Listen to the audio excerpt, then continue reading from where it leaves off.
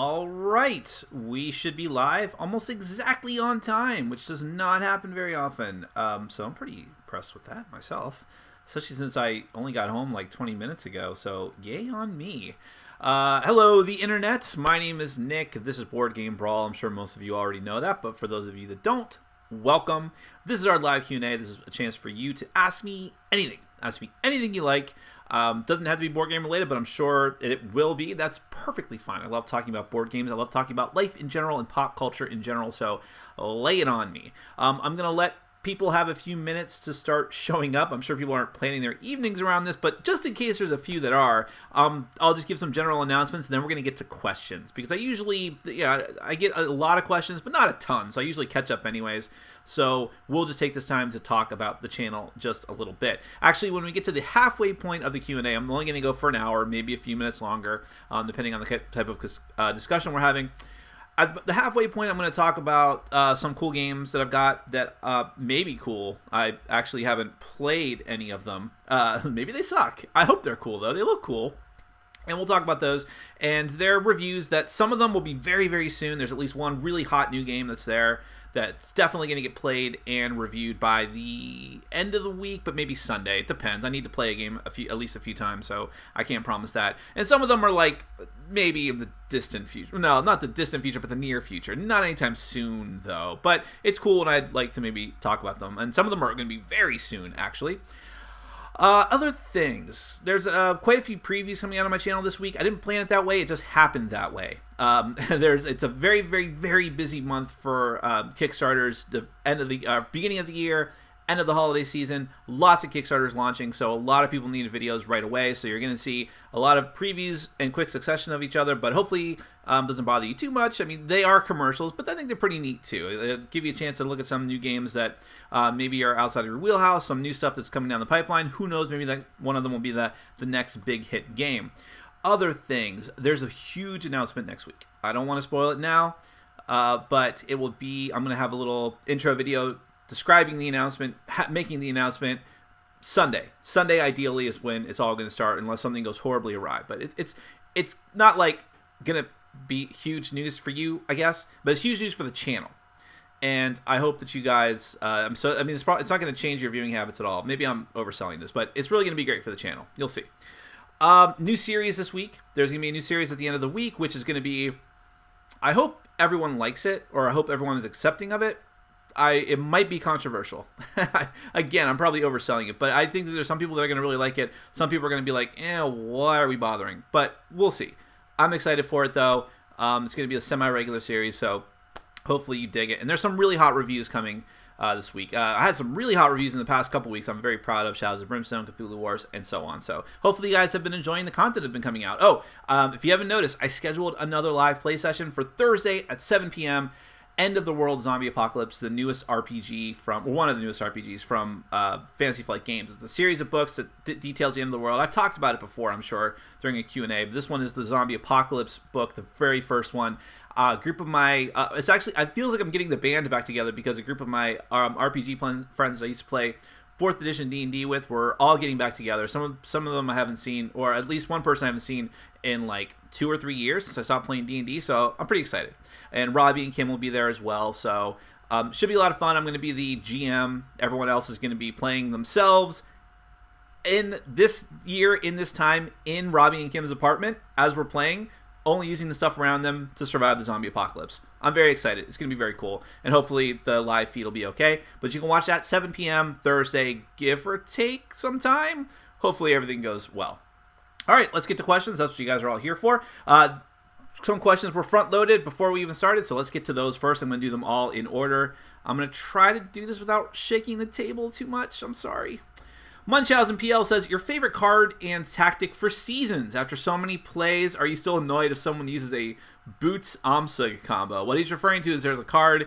The game is played over seasons. When he gets to the end of 3 years, the game ends. So the Temporal Boots are like arguably one of the top cards in the game, maybe one of the top 5 cards in the game, and that can move the season track backwards or forwards 3 spaces, which is huge. Amsug Longneck kicks magical items, including the Temporal Boots, back to your hand, potentially. So people make some combos out of that and make the game proceed really, really fast or slow it down a lot, depending on where their position is in the game. That's fine. But you know what? There's so many cards for seasons now. If you have the expansions, you're very rarely going to see that combo anymore, I think. If you play with all the cards like I do, which isn't necessarily the best way to play it, you're very rarely going to see that. And so I don't think it's as huge. And it's fun when it happens. It's fun when you do it, at least. And as far as my favorite card and tactic, some of those newer cards are just great. I really love I'm sorry, I really should remember the names of these things better. But there's something that replicates orbs for points.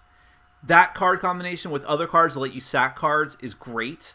Man, there's a lot of... I still love the Hourglass of Time. The Hourglass of Time is just so good. If you get it out early, it is just...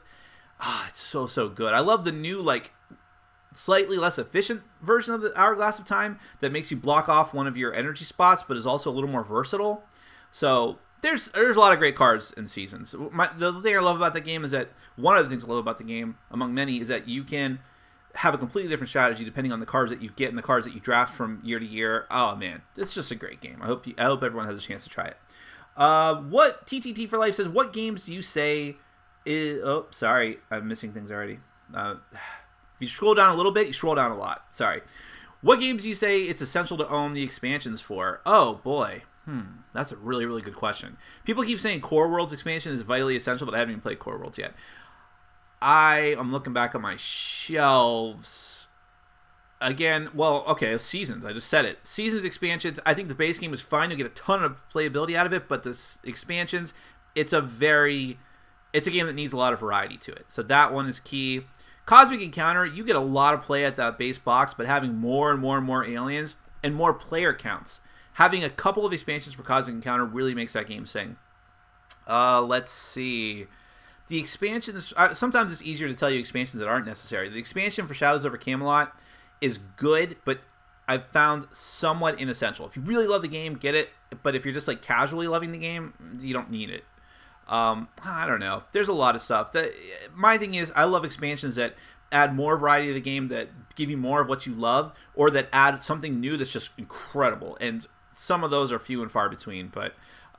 there's lots of good stuff. If you play Descent style games, you need a lot of expansions to keep new content coming, but maybe top 10 expansions is something I'll do in the future. So that's a good idea. The Meeple Mechanic says, hey man, thanks for doing what you do. I didn't mean to say it like that. Hey man. No. Hey man, thanks for doing what you do. What's your most professional opinion of Gen Con's #HousingGate? Haha. I don't have an opinion because I wasn't involved in it. I am flirting with the idea of going to Gen Con, and if I do, I'll be staying with someone else. But I'm not sure that I want to do that. And even if my ticket is comped, which it would be, I know that for sure. I might even be able to get an exhibitor badge for free from a very good friend of mine who's a designer. And even if my housing is comped, I don't know that I can afford the travel expenses, the living expenses while I'm there. And also having done it, I'm definitely going to Dice Tower Con, so having done it 2 months after that, or less than 2 months after Dice Tower Con, I don't think that I can swing both, unfortunately. So I wasn't even involved in the housing lottery. I heard it was horrible. I don't know why they can't get this together. It seems like every year Gen Con gets almost exponentially bigger, and they can't seem to get a handle on the most basic thing, where people sleep at night. So I don't know. They need to figure something out, and it seems like, I mean, even if they had to spend money to do it, you're bringing in more people. I'm sure there's a lot of people that don't go to Gen Con because of having to find housing. And if you could get that figured out, it might be even better. So I don't know. People don't want to spend money. I know from working in marketing, people are allergic to spending money when they absolutely need to. So X Ruins of Zach X says, do you think Kingdom Death Monster will live up to expectations? Well, that depends. What expectations? The expectations I had when I backed it? No.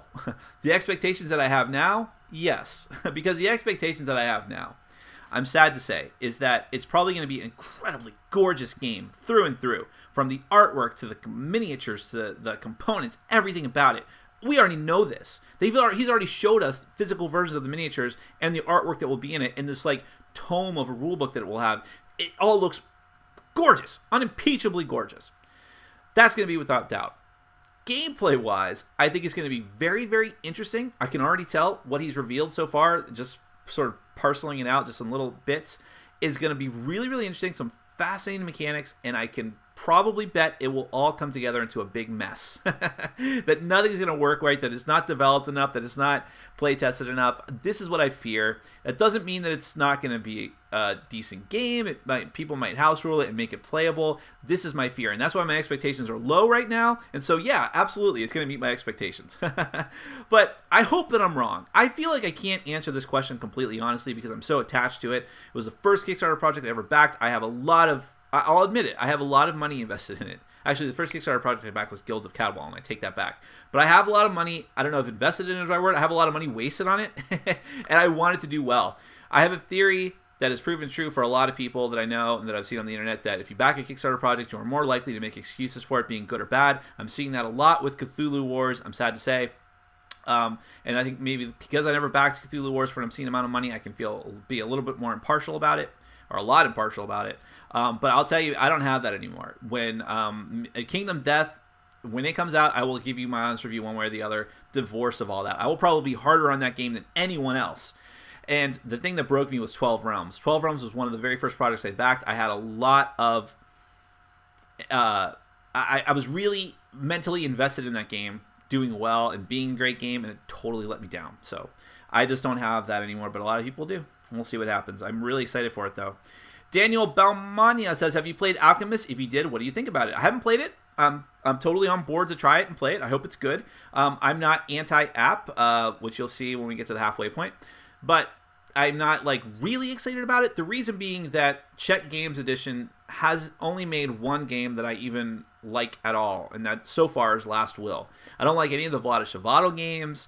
I've been disappointed by Dungeon Pets and Galaxy Trucker, and so like games like Tashkalar have no interest for me. So not that every game from a publisher should be judged by its other games, but because of that, and because it looks like a very heavy sort of, and aside from the app, looks kind of a dry worker placement game, I'm hesitant about it, but I'll absolutely try it, and I hope that it's great. I've heard really good things.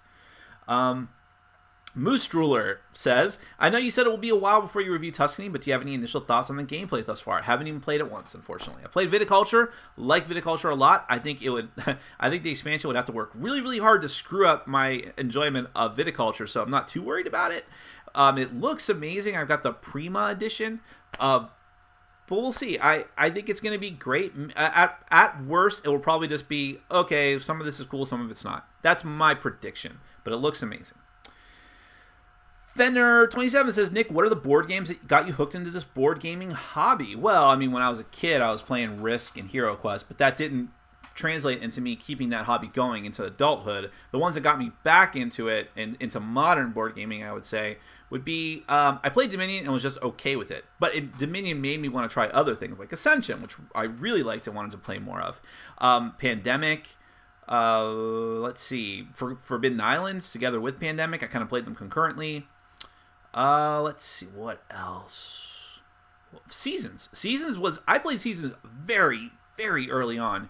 Right when I started getting into board game, like right when I created my board gaming group, and I loved it. So that's a huge reason why, and one of the big reasons why I like card-driven games so much, for sure. So those are just a few examples. I'm sure I can think of more, but let's see, where are we at here? It's so easy to lose your place, surprisingly. Okay, James Shan, how does the board game community responses, e.g. Shadows of Malice or Cthulhu Wars, affect you as a reviewer? Do you find it easier to just put out a positive or neutral review of a game? Well, those are definitely easier things to do, but I'm not going to do it. I mean, I know that's not what you're asking me, but I mean, I'm always going to be honest about it. But yeah, I always laugh when people make comments. By the way, if you guys don't know, I think that James is probably referring not to the comments necessarily on my Cthulhu Wars video, or even on the Shadows of Malice video, but over on Board Game Geek, I've been being raked against the coals for both of those games. And I totally expected it, and I even said it in one of my responses. I have a bad habit of responding to trolls. I can't help it. I should not get involved with them. I should stay silent unless they say something really reprehensible about me, but I can't help it. I get involved with them, and I fight with them.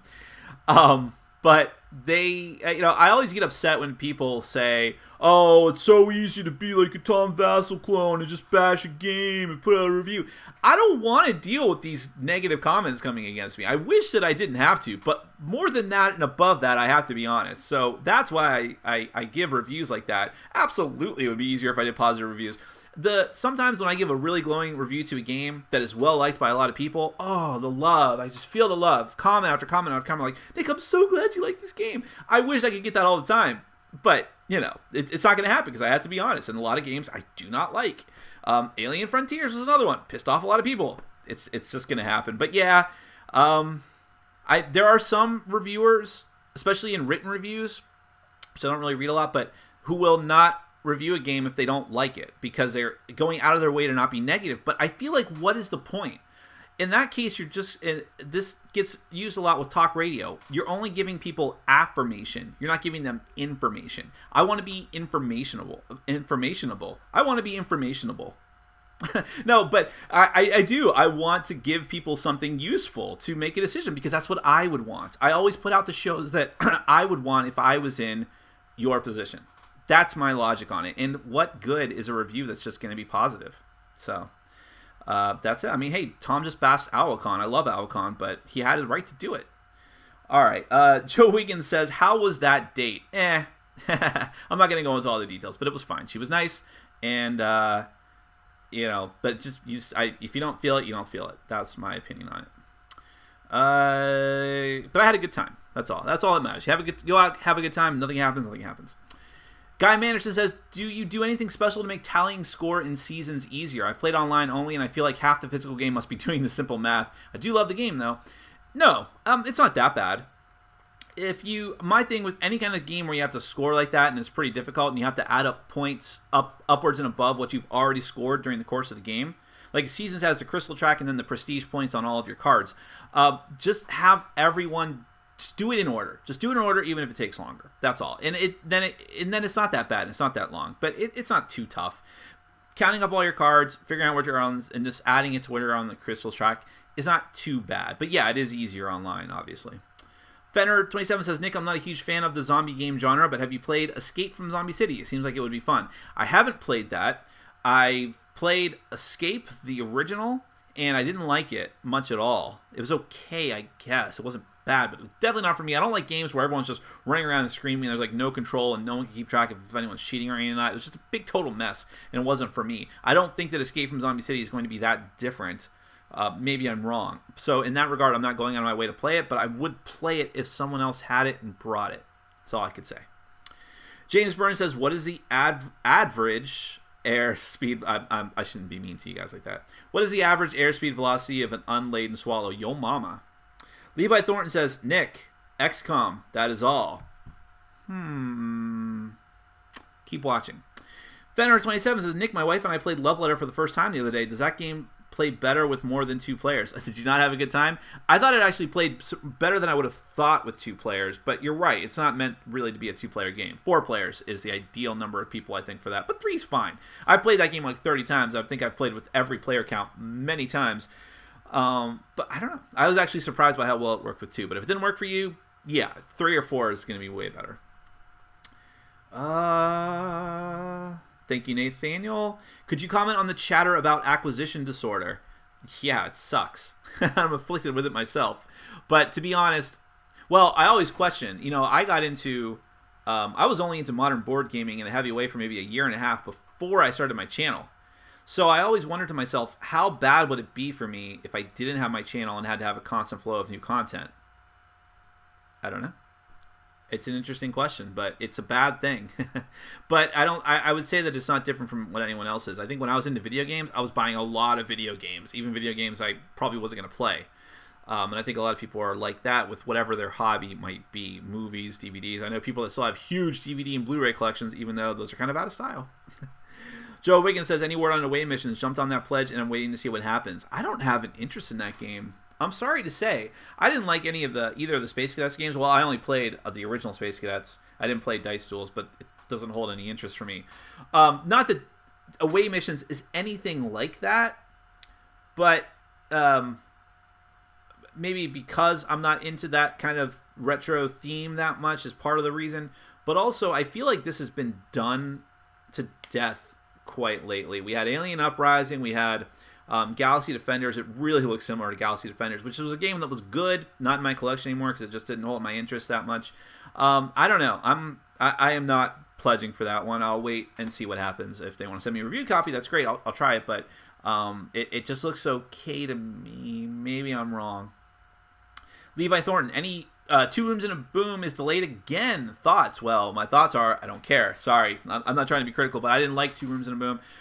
The very first tabletop day, not just that I was involved in, but the very first tabletop day that Will Wheaton did, we did it at a Taekwondo studio. We had a bunch of people show up. I think we had like 25 people, and we did 2 Rooms and a Boom. I don't know how many people we actually had involved with that, but I didn't care for it. I don't know if the guy who was playing it, the print and play version, or the guy who was teaching it to us and who brought it, if he was just playing it wrong, didn't seem fun to me. I don't know. I love party games like that of deduction and secret rolls, but did not work for me. So I don't really care about the physical version, but I'll give it another try. Maybe it's different. Joe Wiggins, I am pregnant. Thanks for noticing. Levi Thornton says, Sunday announcement, Tom Vassell acquired Board Game Brawl and Nick. It's funny. He probably wouldn't want me to say this, but he did say offhandedly one day. He was like, I'm just gonna acquire you one day, right? I was like, no. He's like, yeah. That's funny. All right, you guys are just having fun. Joe says, will you continue with Shadows of Brimstone or enough to review and that's it? No, I still own it. I was actually debating, am I going to keep this? And I'm not going to keep it. I like it. The problem is I have so many games like that now. I have that, Imperial Assault, Descent. I'm thinking about Conan. I think Conan's going to end too soon for it to be in my budget, but my budgetary period. But I would get it eventually. So do I have too many of those? That's the problem. And I don't know how often I'm going to get it played. But at least you can play it solo. But if you play it solo, play it with 2 characters or you are dead every time. That's my opinion. Oh, man. Fender27 says, Nick, I saw that you like the Flash TV show. Do you like Arrow? I like them both. I love them both. There's very few shows that I watch as soon as they come out. Those are 2. And when they did that crossover before the new year, oh my god, it was so good. So good. I love both those shows. Flash is better. I like the Arrow better, Green Arrow, better as a character. But as far as how fun the show is, Flash is better. There's some very questionable things that go on with Arrow, but I still enjoy it a lot. I like the first season too. People say the first season's not good. I liked it. Joe Wiggins, what TV shows do you watch regularly, or is hot for you right now? Well, we just talked about those. I would also say I just started the new season of Banshee. Amazing. Man, Banshee's so good. Banshee's so stupid. Banshee's really stupid. Like the plot twist and the plot is just ridiculous, but the acting is amazing. The way it's shot, like the cinematography, I don't often compliment that in shows or movies, but it's great. It looks beautiful. It's got like really gratuitous sex and action. But sometimes the sex is not so much gratuitous; it's just grotesque, and I think it makes sense within the context of the story and some of the characters. So it's kind of interesting, but it's an amazing show. Not for the faint of heart, that's for sure. But I love it. Hannibal. Oh, Hannibal's so good. I'm so caught up, and I can't wait for the next season. Hannibal's so good. Those are some. I'm not really keeping up with anything else. I have one more episode, the Christmas special, to watch of Black Mirror. It's okay. I was kind of disappointed in it. Fender27 says, Nick, I liked your review of Machikoro the Harbor expansion. Have you played Dia Monsters yet? Not yet. Wait till the halfway point of the show. I'm not going to say this right, but Sinalengus? Is that dirty? Maybe. Dead of Winter or Robinson Crusoe? Dead of Winter. Well, you can watch my top 10 games of all time. Robinson Crusoe was number 9? 10 or 9? And Dead of Winter was 4 or 5. I don't remember the numbers. But Dead of Winter was definitely above Robinson Crusoe. Dead of Winter is just shorter, easier to play. And, well, sometimes shorter. And it's just, I think it works better. And it's got the trader aspect. But Robinson Crusoe, it's not to take anything away from that game. It's so good. And I still have to get around to getting through the Voyage of the Beagle expansion. That's like my #1 backlog review. I gotta get that done. The Lightning American says, "Who's your favorite character from Dot Hack Sign?" I haven't watched that show in so long, I forget the characters. I just like this shirt. I got this shirt for free with one of the DVD sets. It was in the box. But I don't know. I don't have one. Sad to say. I guess I like the girl that's on the back. I'm not going to get up, but it's the girl with the pink hair and the huge broadsword.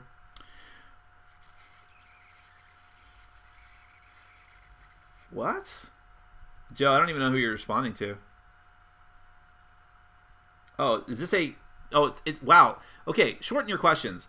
Joe says there's a big dirty board game store where I live with piles of games stacked everywhere. You have to climb over piles of them to even move. Not many people go there, but I found 6 copies of Atlantis Rising for $50 a pop, and they go for $150 to $200 on eBay. Grab them? I don't know if you want to start speculating board games, but it's good trade fodder. Yeah, sure. If you have $300 sitting around, go for it. I always fantasize about going back in time to the year 2000 and picking up like 50 copies of the Queen's Gambit, fast forwarding to the future with them and selling them each for like, even I would sell them on a deep discount just to move them because I work in marketing, and just cut out everyone else who's selling them for like 200, 250, 300. I'd sell them for like 150 to 200 and just move them all. It'd be great. Guy Manderson says, which creates a better Eldritch experience, Forsaken Lore or Mountains of Madness? Mountains of Madness. I mean, it depends on what you want, but Forsaken Lore is a small expansion. All it does is add more varieties to all the decks, which is great. And then the new great old one, Yig, which is fine too. Yeah, that's great. It's a great expansion. But Mountains of Madness is like a whole thing.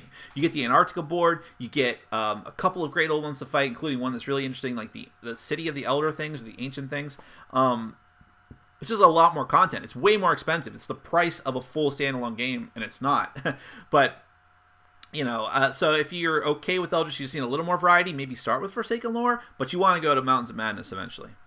Fender27, Nick, I know I asked you about comics last time. Have you tried DC's Gotham Academy yet? All ages comic with art? No, but Robbie, who is the comics expert in our group and who has a podcast called the Handsome Boys Comic Hour and also The Simpsons Show, I think he recommended that to me and speaks very highly of it, especially a lot of the stuff that he doesn't like DC that much overall, but some of those great comics he's recommended to me, like the new Batgirl, are really amazing, he said, but I just don't have time. I got to get to that stuff eventually.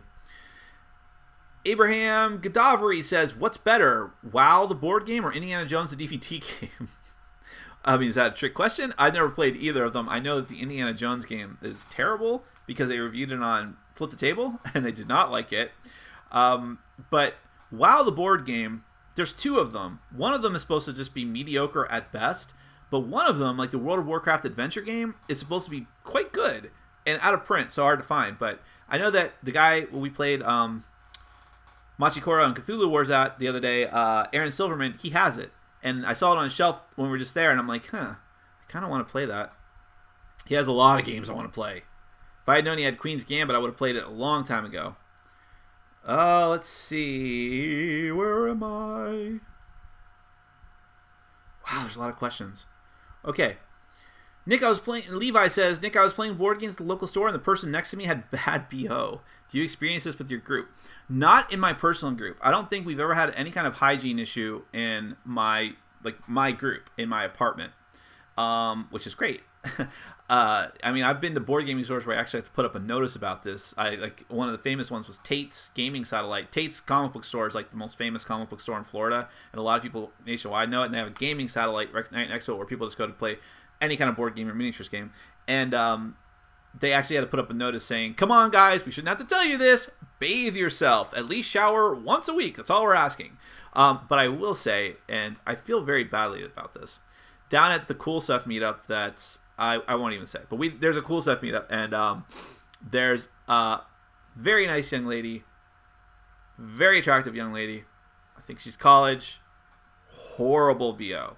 And you know how it's kind of unfair, but you know how you just expect that someone that has bad BO probably looks like they would have bad BO? This is the exact opposite of that, and I wonder if she knows, if she doesn't care, if she's got a medical condition.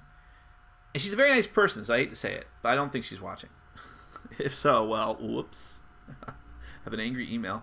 But I don't have that problem. I don't know what to say about it. I'm very awkward about that stuff.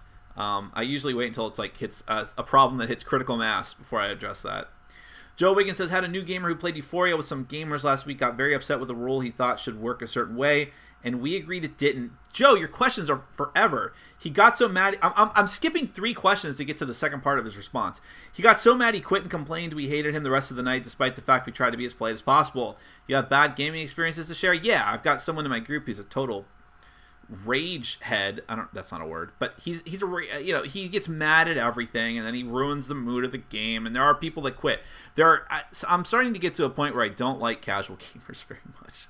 I know that sounds really bad, but for every casual gamer who comes to my group and is super cool and wants to learn more about games and who turns out to be a fantastic person and we game with them all the time, for every person like that, there's 3 people who come to the group and are like, oh, what do I do here? This game looks so tough, and we're playing King of Tokyo. And then they quit in the middle, like it's no big deal. Like they just quit Monopoly, because that's what you do. You quit Monopoly. Well, this isn't Monopoly. You can't quit a game that's 90 minutes long and that kind of relies on you still being involved. So I can understand your rage with that. Especially if it's... But in your situation, it sounds like a gamerly gamer who had a problem. That's even worse. There's no excuse for that. That person's just a dick. Azrael Sword says, don't give up on relic dates, Nick. I know. I'm not giving up. I have no time, man. James Burns says, Dungeon Pets. You don't like that it's... You don't like... That's it. I am out of here in 1 hour. Dungeon Pets was fine. I will say I didn't hate Dungeon Pets, and I thought it was a decent game, but it was just so... I don't know. I'm going to talk more about that. I have an idea for a show segment that I'm going to do, and I'll talk more about that. Joe Wiggins. Spiral Mind 64. Are the cards and seasons hard to follow or convoluted, confusing at all? I'm thinking of buying it. No. Your first game of Seasons is going to be rough. I think Seasons has a fairly decent learning curve because of the amount of cards and how every card does something different, but that's not to say that it's complicated. It's very intuitive how everything works, and I think maybe it's just because I don't have any perspective on it anymore, but I feel like once you get a couple games under your belt, everything will make total sense. And I think I can teach it pretty well now, so I haven't had the experience of anyone having a total brain meltdown of their first game. But you're still not... You're going to do horribly your first game. If you play with a bunch of new people, you're all going to look around at each other and be like, how did I win? But that's just the first game of Seasons. TTT for life. Don't feed the trolls. I agree. Oh, I lost it again. Here we go. Do you still keep up? Adam Bishop says, do you still keep up with the Dot Hack series? Nope. What was the last show, book, or game that you played, read, watched? Of anime or just anything? I guess of anything. I just finished Hannibal a few weeks ago. It's amazing. And I just watched Banshee last night. I got to download the new episode. It's great. Fenner27, Nick, since you love anime and manga, have you visited Japan, or do you want to visit Japan? I haven't been to Japan. I want to visit there. I would never want to live there. I don't think it's a very nice place to live. I think that anime makes it look better than it probably is, based on people that I've talked to that have been there, visited there, vacationed there, lived there to this day, and based on what I just see in movies and documentaries. It doesn't look like a very nice place to live, but I would visit there for sure. It's beautiful countryside, where I want to go the most. Oh, Francisco Santana says, you probably already know about it, but are you excited about the Good Cop, Bad Cop expansion on Kickstarter? One of the add-ons is the new Salem game by Overworld. What are your thoughts on that game? Well, as far as Good Cop, Bad Cop, sure. It's interesting. I gave a very positive review of Good Cop, Bad Cop. I think it was very positive. Someone thought I wasn't, but I was. I like it. I just played it this past week, actually. And the designers and publishers of the game sent me a prototype version of the expansion for review. But I don't review unpublished prototype versions of games. I'll review a print-and-play game if it's got a published version that's out for consumption, if it's the final version. I couldn't give my go-ahead to this one, so it's just kind of sitting here. I haven't tried it yet, but I like Good Cop, Bad Cop a lot. I have high hopes for the expansion, and I hope it does very, very well. One of the add-ons is the new Salem game by Overworld. I don't have thoughts on that. I think I talked about that in my Kickstarter update, but I don't know much about it. I like the theme, kind of. Some people were outraged about it. I don't know. People have too much time on their hands to get offended by things. I was talking to my boss about that today. But it could be interesting. I'd have to look into it more. I don't usually like adding on whole games to my Kickstarters, but I don't think I've ever done that actually. Okay, we're going to take a quick break from answering questions. Just we're at more than the halfway point, so just want to show you some stuff that might be coming down the pipe, some games that I have that might be interesting, and we'll see what happens. First off, this game, I've gotten more questions about this game. I stuck it up on top of Takinoko, and it ended up being in the shot of all my videos, and I've gotten more questions about, what is that game? And here it is. This is it. It's, let me get it there. Dynamite Nurse Returns. This is a Japanese game, obviously, from ArcLight Games, who is the same company that did the original version of Tantaquore and a lot of other Japanese deck building games. They have a version of Dominion that's anime themed. ArcLight did that, I think. And it's just a deck building game. It looks like it's got a couple of neat mechanics. It's got like a bunch of tokens in it, which most deck builders don't have. So I'm interested to play it, but I have to paste it up first. It's not in English, of course. Someone did translate it. And also, in the mail today, I got... I'm sorry the camera keeps shaking. My table's really wobbly. This one's still in the wrap, so there's a lot of reflection. Kunitori is the World on Fire. This is a sequel to another game called Kunitori, but supposedly this is really just an upgraded version of Kunitori, so I'm not too eager to find the first one. But it's just, you know, cute anime deck building game. Also from ArcLight. They love deck building games. So, but I gotta paste that one up too. Let's see. Someone asked about Die Monsters or Die Monsters. How's that? People are gonna criticize me for saying it. Whatever. Die Monsters. I just kind of got it because it was cheap. It's from the same makers, designer of Machikoro. I like the art and design. It doesn't look that great. It looks like a very, very simple card game, trick-taking game. But we'll see. I might like it. Let's see. Oh, this one. I got this in a math trade. Lagoon. Now, this is a very controversial game. Seems to be very divisive. There seems to be people that absolutely love it and people like Tom Vassell who hate it. And it looks great. Of course, that's the one thing everyone says about it. It looks fantastic, even the people who don't like it.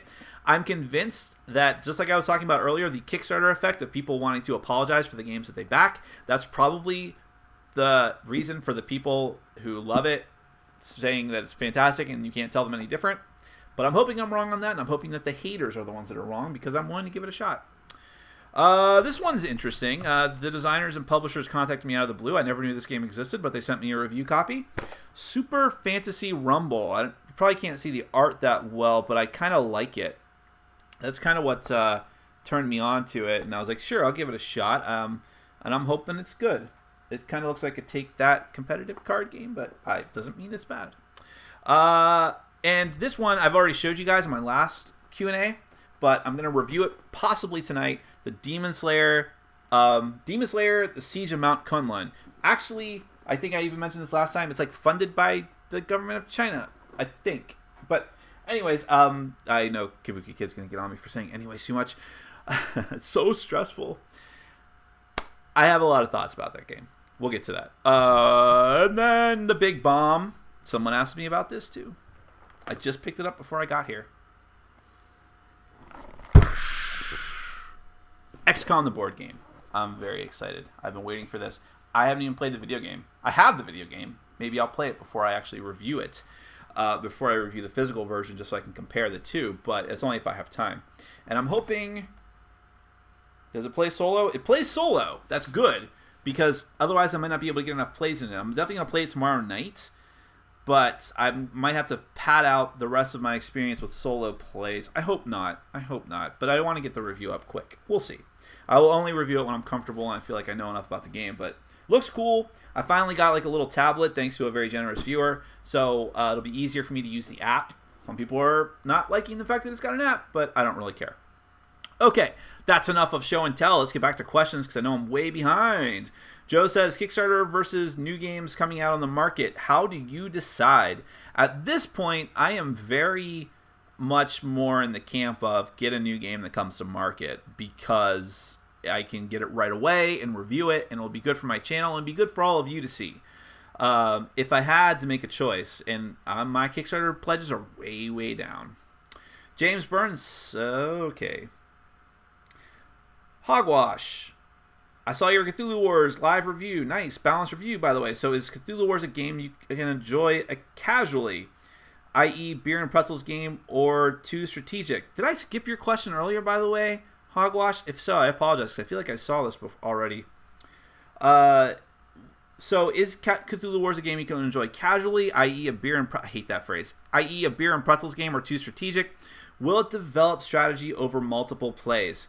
Yeah, I got a lot of flack for my review. But I don't have time to sit there for an hour and parse out everything, like every little minute detail I feel about a game. But I will clarify, and I said this in it too, it's a relatively simple game for what it is. And it's relatively fast too. You could, after your first play, you can get it done in 60 to 90 minutes, depending on the number of players.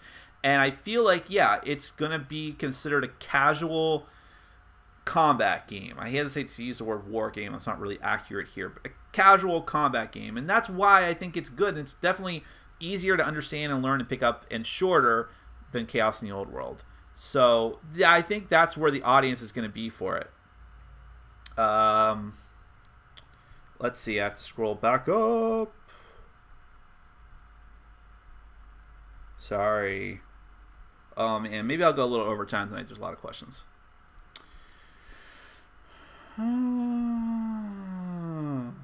Would you do a Let's Play of Yu-Gi-Oh! The card game? A Let's Play? No. Would I review it eventually? That might be interesting. Because I did play Yu-Gi-Oh! Very, very briefly. Like, when it first came out. Like, when it really first came out. Like, when you walked into Toys R Us and there was the Yugi and Joey and Pegasus decks. That's what I started playing in that game. And it was okay. I hate the tiny text on the cards. For God's sakes, it's so annoying. Like, how could you play that game? I see them in the cool stuff sales just because I look at the daily sales and I see them selling individual Yu-Gi-Oh cards. I'm like, how can people read that? The kids are getting headaches all over the place. I don't know. Joe, you're just weird. James says, I need to read ahead of these to make sure they're actually questions. Levi says, Nick, are you part of the cult of the future? No, I don't want to be honest. I wish old games stayed as popular as new games, and then I would just go back and catch up on my backlog of older games. So Tom Vassell is the Borg? Could be. I haven't seen him and the Borg in the same place at the same time.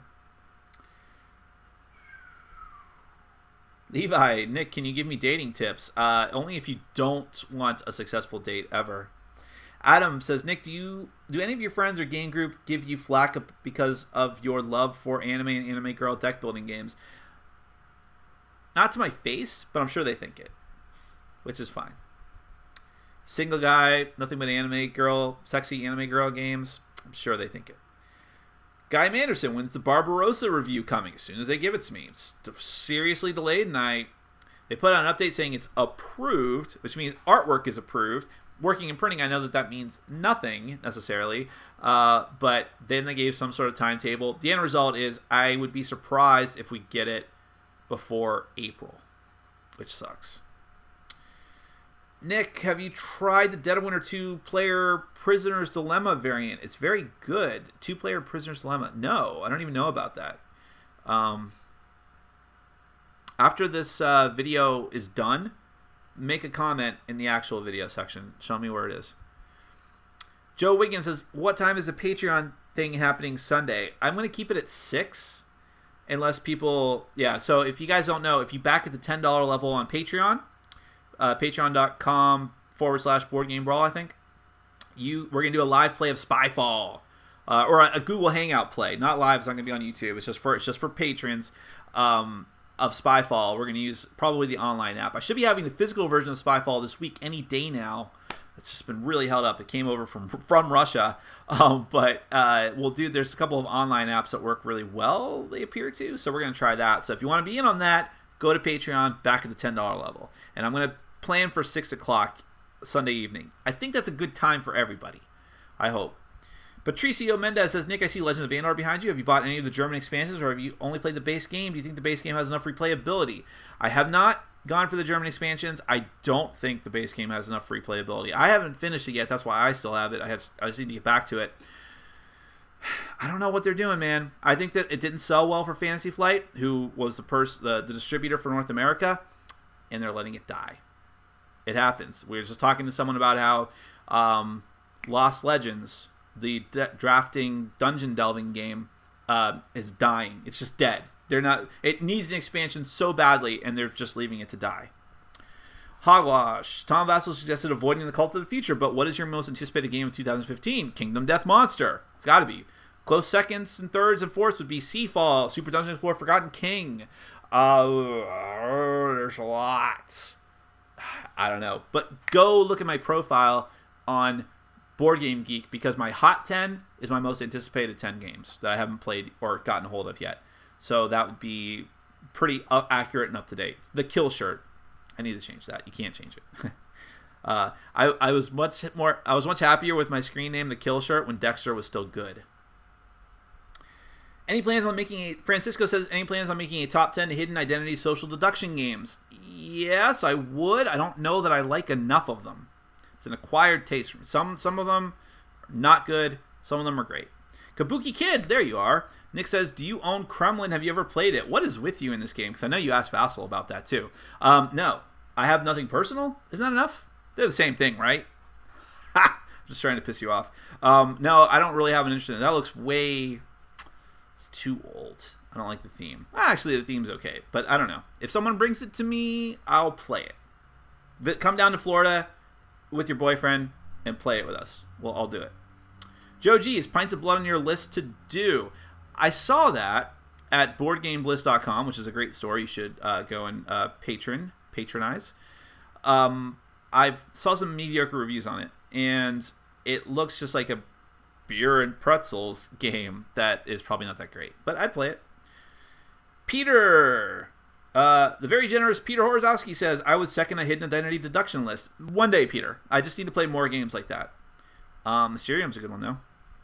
Wait, Mysterium wouldn't really... Yeah, Mysterium's a deduction game. Yeah. James Burns says, at Joe, are you on Board Game Arena? Oh, don't ask yourselves questions. You're confusing me. No. James Chan, what are some of your goals you want to achieve with your board game channel? I don't have very long-term goals. My goal... Okay, here. This will make me sound like a total douchebag. My goal with the channel is to beat some of the other reviewers out there. Those are benchmarks for me. But along the way, it's the journey, right? And I'm just having fun, and I'm getting more and more viewers. And that's really my ultimate goal, is to have a lot of people respect the channel and watch it and enjoy it.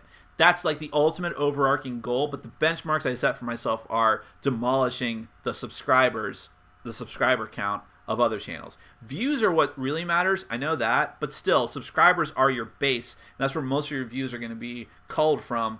And I want to crush some of the other reviewers. Even though I love a lot of them and respect them, still. I mean, I'm in it. I'm in it to win it, baby. Joe says, I don't play games online, and I don't like the BGA platform too fiddly. Well, come on. I like Board Game Arena. Kabuki Kid made it a bit late. How many anyways did I miss? 7 to 10? Friggin' Guy 1. Have you played Marvel Overpower CCG? Thoughts? Are you the same guy that asked me about that on Facebook? Seems like too weird a coincidence. Someone asked me if I'd ever review that game. I played it so long ago, I feel really old. I played it half of my lifespan ago. 17 years ago. No, more than that. Maybe 18 or 19 years ago. Whenever it first came out, along the same time of Magic, it was okay.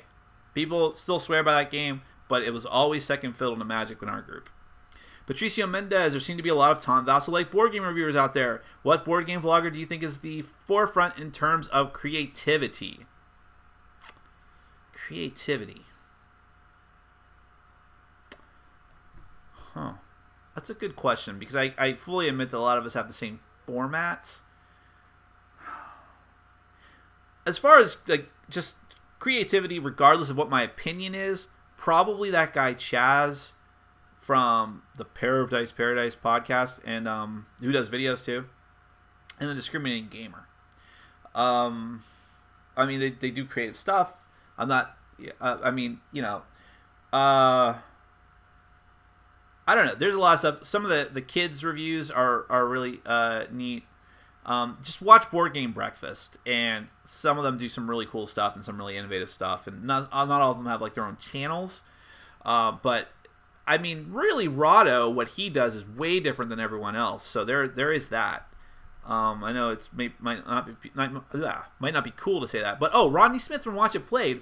It doesn't seem like it's a big deal, but him just doing the videos in the way that he does them and his format and switching it up and doing different types of things with his family and having the audience involved, that's creative. Yeah, that's my answer, Rodney Smith. I should have said that first. James Burns, here's an actually question. Do you bling out your games? Like inserts, ploy clay figures? I don't know what that is. Litco stands? No. I would, but priority for me is getting games to review and to play and review in that order. And then expansions for them, and then maybe card sleeves for some of them that need them, and then I'll go for stuff like inserts. I don't really understand the obsession with inserts. I know inserts are like the hot thing now. Kickstarter projects for them, they're constantly being plugged on the Dice Tower, and they're always talking about inserts. And the Secret Cabal even are getting in on that. I know they're just getting free ones, and that's why they're plugging them, but I don't know. I think it's because anyone with some carpentry skill or some skill with plastics and molds can do them, so they're just the hot thing right now. Nathaniel Robbins says, why are you having so much trouble getting Core Worlds to the table? It's my favorite game. I'd love to hear your thoughts. It's just because I have so many games to play, and it's not a hot game right now. I know a new expansion just came out for it, but it's not hot right now, so it's not on my list of priorities. But I want to play it. I absolutely do. TCT for life. I don't own any Euro games. I am Ameritrash. I corrected that for you. 100%. But what Euro game should I try to get into Euros? Viticulture is a pretty good one. Lord's Waterdeep. If you don't like worker placements, boy, I'm not a huge Euro guy, so you might be asking the wrong guy. But if I were to say, those are some pretty good ones. I always want to clarify, one of the things holding me back from making my top 10 Euros list is what's classified as a Euro game. I think Seasons classifies in some ways. Bruges is a good one. Yeah, there's a few Stefan Feld games that are not as heavy as the rest. Excuse me. Go for those.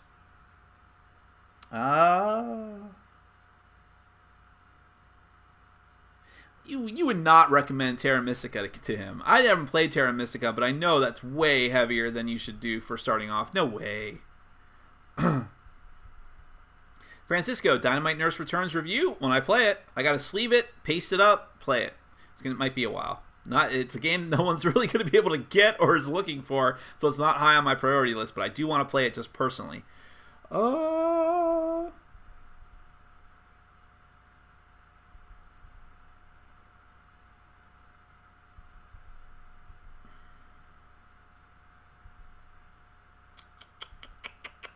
lot of comments, not a lot of questions. Joel Edie beat you to the XCOM review? Yeah, I knew that because he was posting about it on Twitter. Yeah. I don't know why. You know what's interesting to me? I expect that Joel's going to get more review copies of me. That's fine. For now, he's still more popular than me. But I'm catching up to him very quickly. But the thing is, it's surprising to me that he gets these advanced copies of XCOM. He's got to be getting them straight from Fantasy Flight, right? But if that's the case, then why are they not sending them to Vassal? Because Vassal does not get review copies from, except for maybe the Cosmic Encounter expansions from Fantasy Flight. He still doesn't have Mansions of Madness, or Mountains of Madness. It's interesting to me.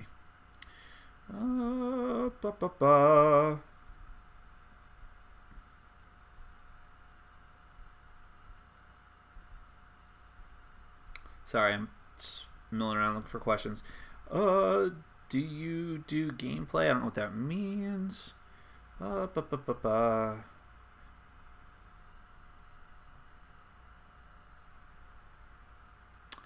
Monkeys or Us has a very interesting question that I don't think I should ask out loud.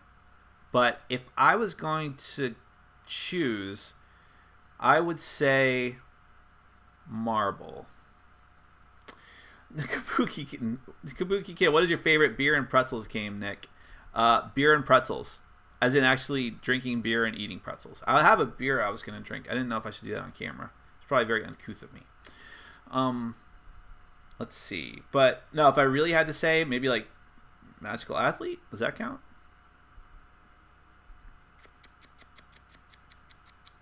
Thank you very much, Inhuman Bookworm. Just complimenting me. Do you do gameplay? Golden Block, I still don't fully understand your question, but I guess you're asking for live plays, and yes, I've started doing those. Check them out. They're somewhere on the channel, the front page. Wow. Review some older games once in a while. This is something that most reviewers never do, says Kabuki Kid. Yeah, I know. I should. Frankly, there's some older games from just the past couple of years I should review that no one's really talking about anymore.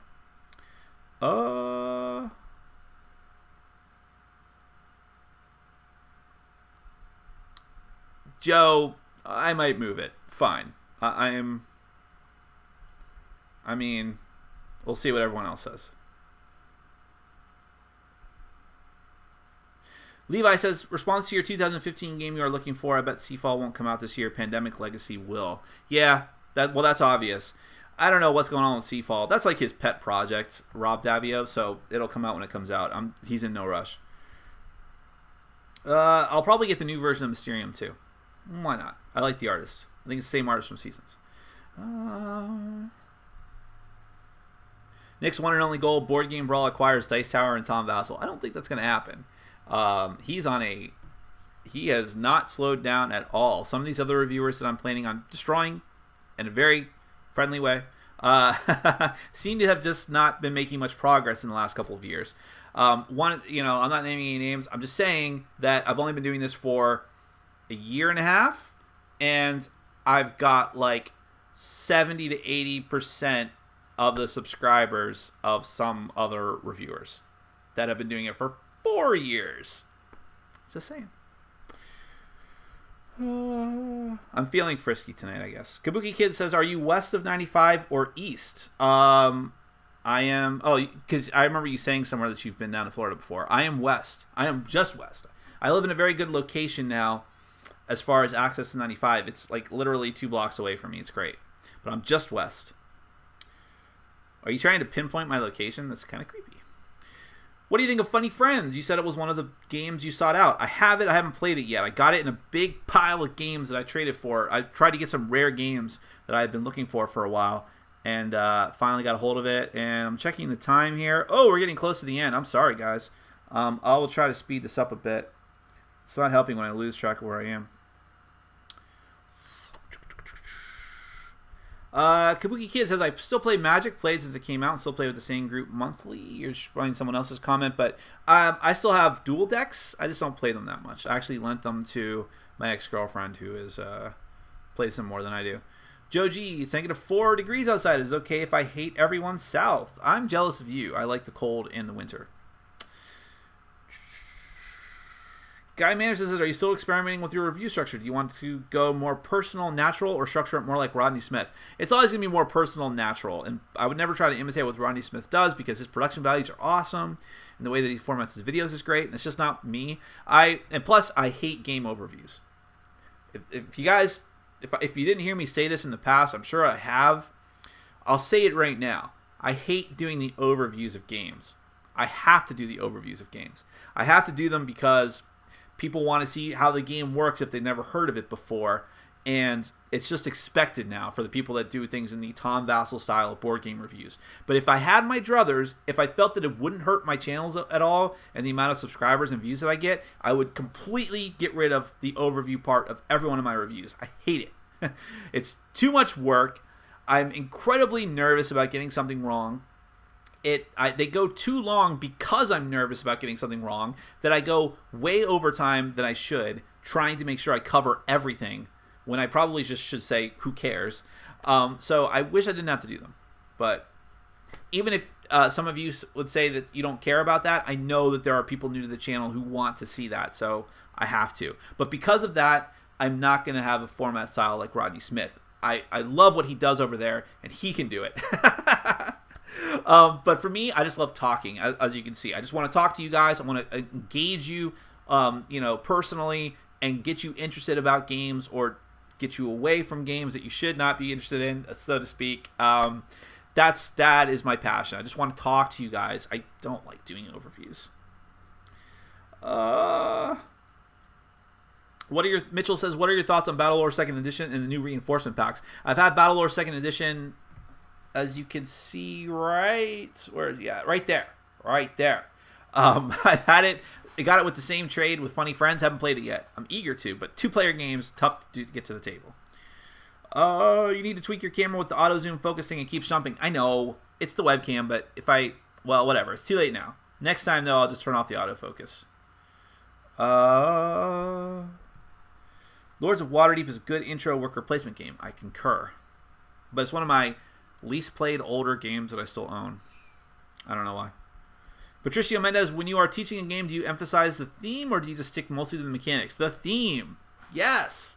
Yeah, I love telling people the story of the game first and also describing how to win. The key things to do, but it's the best way to get people into the game is to just get them excited about it. And if they're not excited about it, then you're going to have an uphill battle. If they don't like the theme, that's going to be a problem. Nick, what is your all-time favorite video game or top few? I hate answering this question. Do you know why I hate answering this question? Because my response is exactly the same as Vassals. And people, that's just going to get people even more charged up and say, Vassal clone! And I hate that we have this. I just hate that it's the same for that reason alone. But it's true. My favorite game is Final Fantasy Tactics. You would not believe the amount of time I put into that game back in high school. High school. The original version for PlayStation 1. I had save files that were over 100 hours. And then I would stop and be like, I want to try something different. And play it all over again. Love that game. I really wish there was a board game that really made me feel the way that game did. And it was almost made. There was a game, I forget the name, but it was like Tactics something, that had the same art style, the same feel as Final Fantasy Tactics, and it never funded on Kickstarter. Twice. I was very sad about that. I wish that they would try again. I know we're out of time, but I feel like I'm so far behind. I feel bad for you guys.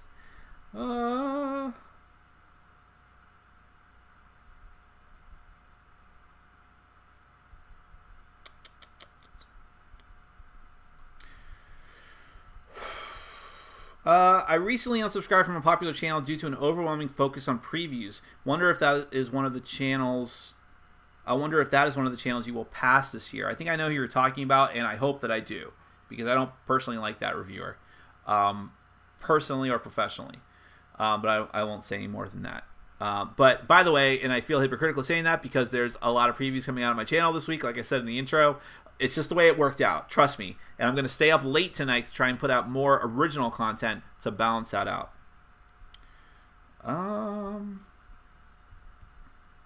Would you ever consider doing a podcast? Do you have anyone in mind for a co-host? That's the problem. I know people have offered it to me, and I feel bad turning them down, but there's this very specific type of person I'm looking for to do the podcast with, and I haven't ran into that person yet. Do you ever play board games with people over Hangouts or Skype? We're going to do that this Sunday. Go to patreon.com to find out more. How can we get a copy of Spyfall or a knockoff? There's print and plays you can get from. Go to the Spyfall page on Board Game Geek and look in the threads. You'll find a print and play version. You can play it online. You'll also find those links there. Getting the original version, almost impossible. I got incredibly lucky, and I haven't even gotten it yet, so I hope that I got lucky.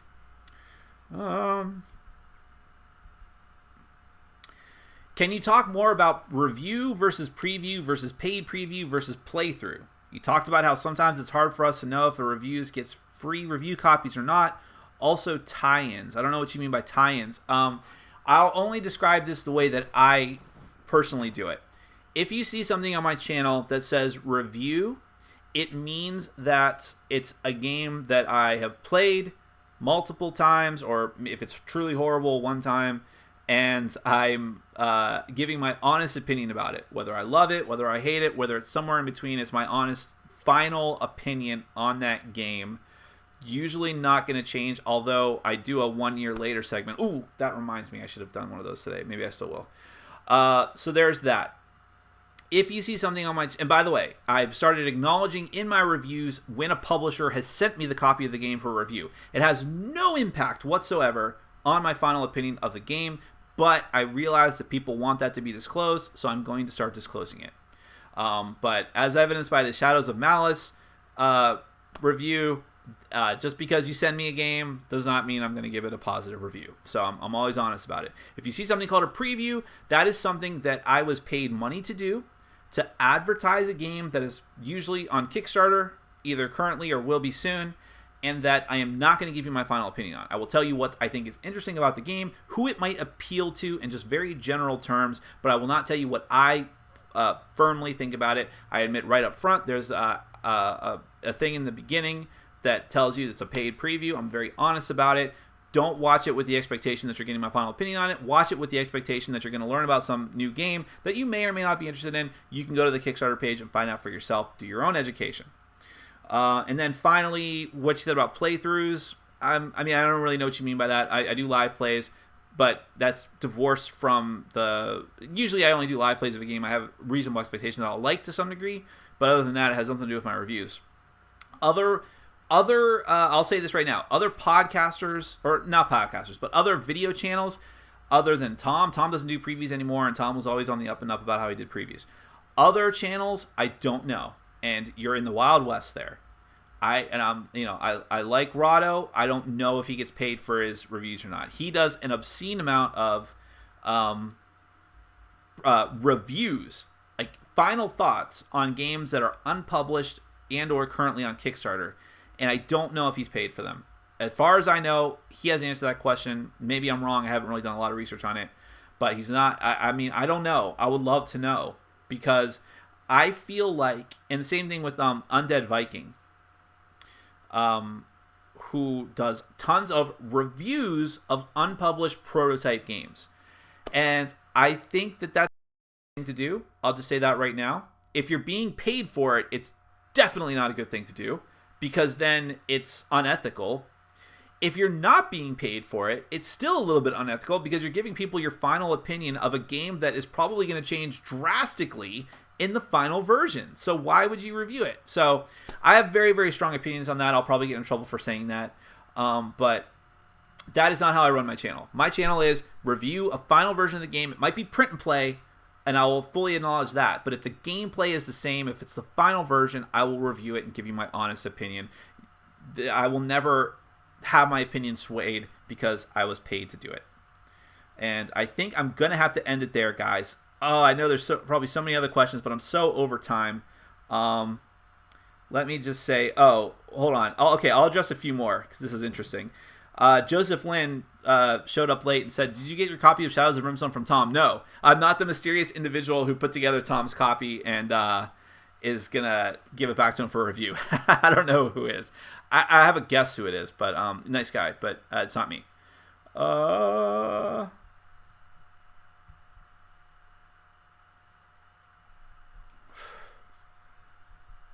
Let's see. I'm just looking see if there's any other pressing questions, because I do have to end it. Sorry, guys. Do you own War of the Ring? Have you played it? No, I'd really like to. How is the Dreadfleet experience or Space Hulk experience going? Space Hulk's great. Dreadfleet's still unassembled. Ever played Samurai Sword by Devochi Games? Yeah, I wasn't a big fan. Okay. I think I'm actually caught up. On the other hand, Tom Vassell sells the games he gets from publishers in his game group. Conflict of interest. No, because I'll do that too. I'll sell games that I don't want anymore, even if a publisher sends them to me, or trade them away. I don't think that's I could kind of understand the thread that you're pulling on there, but it's... If a publisher sends me a game that I really like, I'm going to keep it. I don't do it to turn them around and sell them. But on the other hand, it's practical. I have to have more content coming in and more games to review. So he also gives away a lot of games, by the way. Vassal gives away a ton of games. He gave me some games. He's given away games. And sometimes he practically gives games away. Okay, I bought some games from him in the flea market at a total steal, and all the money goes to either the Jack Vassal Memorial Fund or to improve his own channel. So that is completely not a conflict of interest to me, and I'll do the same thing. All the money goes back into the channel and back into board games. All right, that looks like I'm caught up.